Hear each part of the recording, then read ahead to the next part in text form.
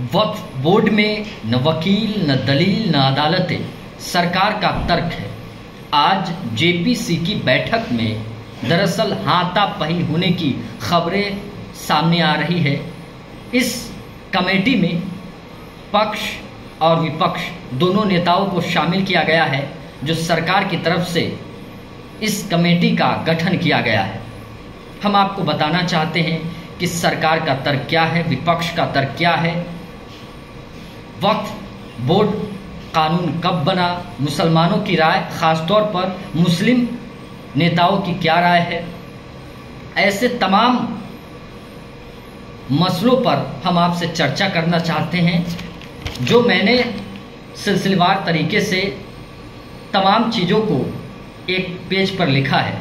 इसी के ज़रिए हम आपको बताना चाहते हैं। आइए जानते हैं सरकार का इस मामले में तर्क क्या है, सरकार का नज़रिया क्या है। वक्फ बोर्ड मसले पर सरकार का कहना है कि वक्फ में जो मनमानी चल रही है उस पर सरकार अंकुश लगाना चाहती है, अधिकारों पर, शक्तियों पर। जब ये कानून बनेगा तो यह कानून आम मुसलमानों का सामाजिक, आर्थिक, शैक्षणिक और राजनीतिक कल्याण करेगा।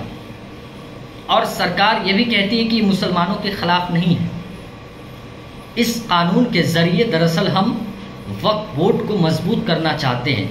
वक्फ बोर्ड मनमर्जी से किसी भी ज़मीन को वक्फ ज़मीन बता देता है। सरकार का इस पूरे मामले पर यही तर्क है, इसलिए सरकार इस पर कानून बनाना चाहती है। अब जानते हैं विपक्षी पार्टियों का इस पूरे मामले पर क्या तर्क है, क्या नज़रिया है। विपक्षी पार्टियां कहती है कि दरअसल सरकार की मंशा है कि वक्फ बोर्ड पर अपना कब्जा किया जाए। यह बिल मुसलमानों के खिलाफ है। असदुद्दीन ओवैसी भी इस बिल के खिलाफ तकरीरें कर रहे हैं, अलग अलग जगहों पर अपनी बातें कर रहे हैं। हम लोग जानते हैं कि वक्फ बिल देश में एक राष्ट्रव्यापी मुद्दा बन चुका है, जिस पर अब सियासत भी पुरजोर तरीके से हो रही है। इस बात को भी नकारा नहीं जा सकता है। अब जानते हैं कि वक्फ कानून कब आया। दरअसल वक्फ कानून 1995 में आया। यह कानून बहुत पहले दिल्ली सल्तनत से ही चलते आ रहा है।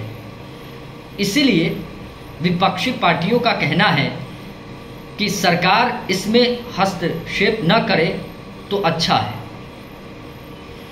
हम लोग जानते हैं कि वक्फ बोर्ड सामाजिक कल्याण के लिए, ख़ास तौर पर मुसलमानों के लिए, मुसलमानों की तरक्की के लिए, मुसलमानों के विकास के लिए, शिक्षा के लिए। लेकिन आम मुसलमानों ने सरकार से शिकायतें की है कि इसमें बहुत सारी खामियां हैं।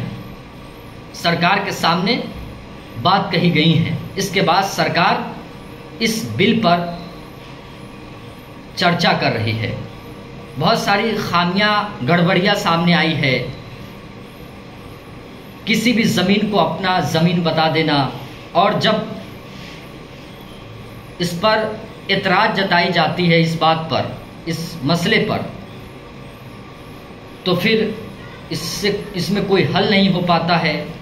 न कोई के पास वकील होता है, न दलील होता है, और न इसमें अदालतें होती है। इन तमाम पहलुओं पर सरकार चर्चा करने के बाद बिल पेश किया है, और ये बिल अब कानून का रूप ले सकता है।